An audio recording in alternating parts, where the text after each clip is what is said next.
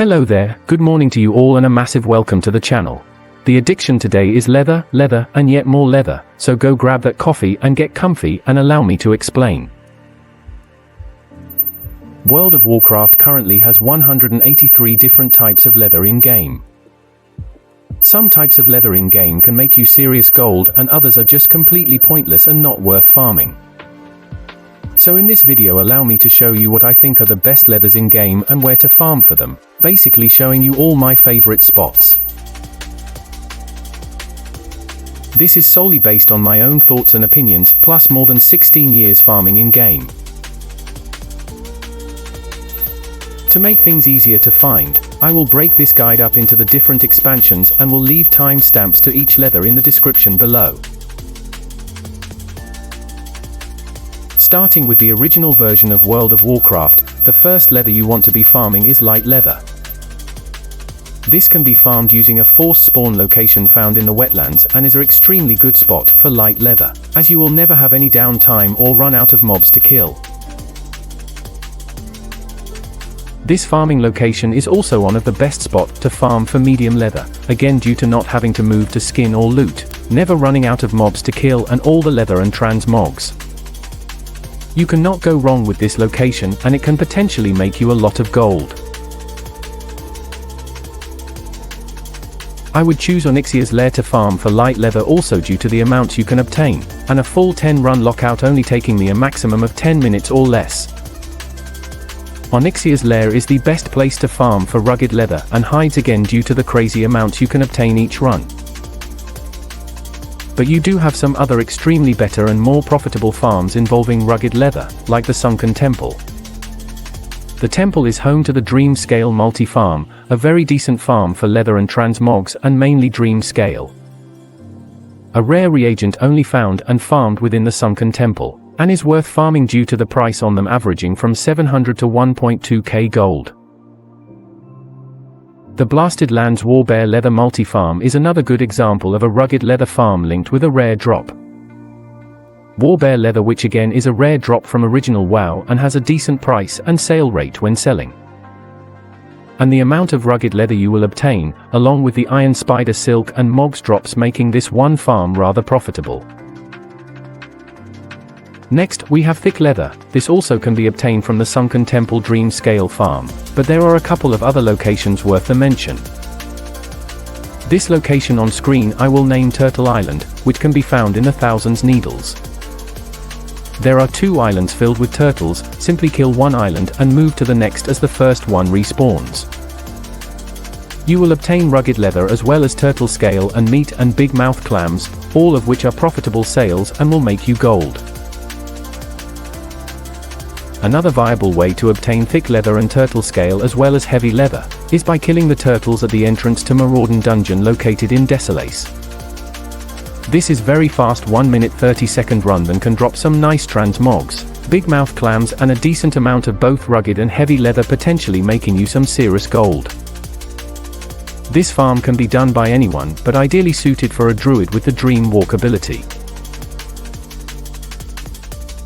When it comes down to farming for heavy leather, you have a couple of very profitable farms waiting for you, from the Uldum Dungeon multi-farm to the 2 Yeti caves found in Feralas. Even heading back to the Onyxia's lair, where you will find a lot of dragonkin that can be skinned outside the raid. Heavy leather and hides tend to sell rather well and both have good sell rates and prices. The more you put in, the more you will get back in return. So that pretty much sums up original WoW and where I tend to farm for leathers. Always check your auction house prices before you start a farm, but you cannot go wrong with any of these locations I have shown you so far. They are extremely good for different reasons. But the most important thing is that they will always make you gold. Moving on to one of the best expansions in-game currently for making gold with skinning and leathers. All of the decent farming locations in TBC are linked to rep item farms, further increasing your overall profits when farming here. Starting with Karazhan, this raid still to this day is by far the best place to obtain a large amount of Knothide leather, and Fell hide is the shortest amount of time currently in game. The The runs take less than 3 minutes, and on average you will be walking away after a 10-run lockout with around 700 Knothide leather. Drop rates on the fell hide are very good here also. And the most I have obtained in one farming session was 28, and is still one of the main reasons I run this raid daily. Moving into Terokar Forest and onto the damp scale Basilisk farm. This is an extremely profitable rep item leather farm and can make you some very nice gold if you put in a little effort. Simply killing all the basilisk around the lake in the north and along the rivers, you will never run out. On top of that, they also will drop Knothide leather, fell scales and crystal infused leather, making this location very good full stop. Then you have the dead fang spiders and tree ants for extra items and gold opportunities. Next extremely profitable farming location is the Wind Scale farm located in Shadowmoon Valley. This a multi-farm that drops both Knothide leather and wind scales, which can have some good prices on the auction house, but are currently down at the moment. But are still highly worth farming and saving in your bank for when the prices go back up. Moving on to one of my favorites in Shadowmoon Valley, and that would be the Cobra Scale farm. I prefer this location over the spot in Nagrand, as the drop rate on Cobra scales here are much higher, so allowing you to obtain more scales for the time spent farming, which will just make you more gold, as Cobra scales prices always tend to say around the 300 plus gold mark. Simply doing laps inside and out of the cave, allowing each area to respawn. The next location found in Zonga Marsh is just yet another example of a skinning location linked with a rep item, and a multi-farm increasing your overall profits. And that is not including the Glow Cap farm found in the far west of the zone. There are many rep items linked to multi-skinning farms found in the Burning Crusade, all of which will make you gold with some work. And the last farming before we move on is the Clefthoof farm found in Nagrand, yet another viable farming for Knothide leather, but also Clefthoof hide and motes of shadow among things. If you cannot make gold farming in Nagrand, then I am sorry, but you are seriously doing something wrong. Almost forgot a location, sorry. Blade's Edge Mountain Nether Dragon Scale farm is just another example of a farming spot linked to a rare leather.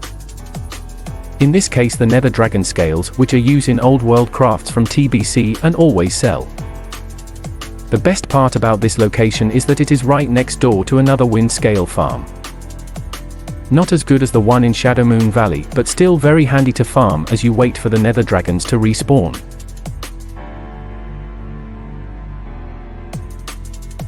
Now jumping into the next expansion, which is Wrath of the Lich King. This expansion does have some nice spots for farming leather to make gold, starting in Amber Lodge in Borean Tundra. This is an open world Borean leather multi-farm that can have some eye-watering transmogs drop, while you endlessly farm for Borean leather and Artic fur. And is a good place to farm if you have dungeon or raid lockout timers ticking away. For the fastest way to obtain Borean leather as well as Artic fur and Icey dragon scales, is farming the Ruby Sanctum raid found in Dragon Blight within Northrend. 3 minutes per run with an average 30 minutes overall, and a lot of Borean leather and possible some Artic fur. Well worth the time farming this raid if the auction house prices are right. The Old Kingdom is by far the best place to obtain a large amount of Nerubian chitin in-game, also gaining more Borean leather and Artic fur. And the chance to obtain some extremely costly transmogs that can drop from here, well worth the time spent farming in my opinion.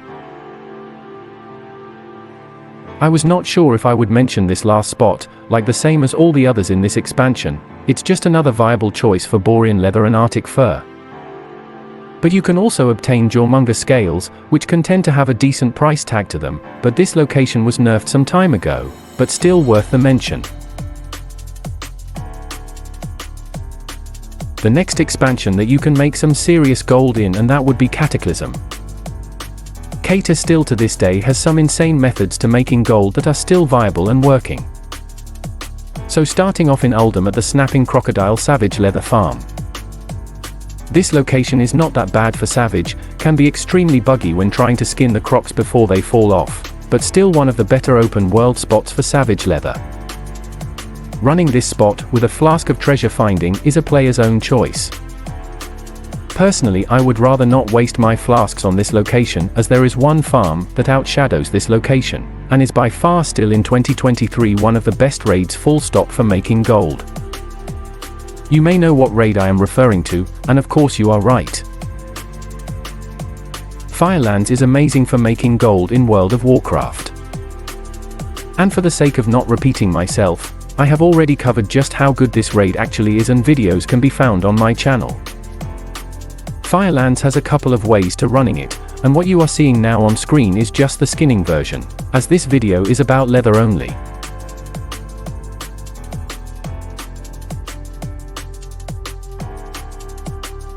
Next, we come to Mist of Pandaria. One of the better looking expansions over the years, I will admit, and home to a couple of viable farms, depending if the auction house prices are right at the time, of course. But again, they are still worth the mention. There are 3 main locations worth farming in Mists, 2 are almost on top of each other in Valley of the Four Winds. Both produce exotic leather, but the farm in the south can give you decent amounts of prismic scales, both needed for crafts within this expansion, but not worth farming for gold. The best spot out of the 3 is the Isle of Giants. This farming location is not that bad, as you can get a lot of exotic leather which can be converted, producing more gold. But you are able to obtain several mounts and battle pets and world drops and mogs. So doing 1 or 2 laps can produce some surprising results.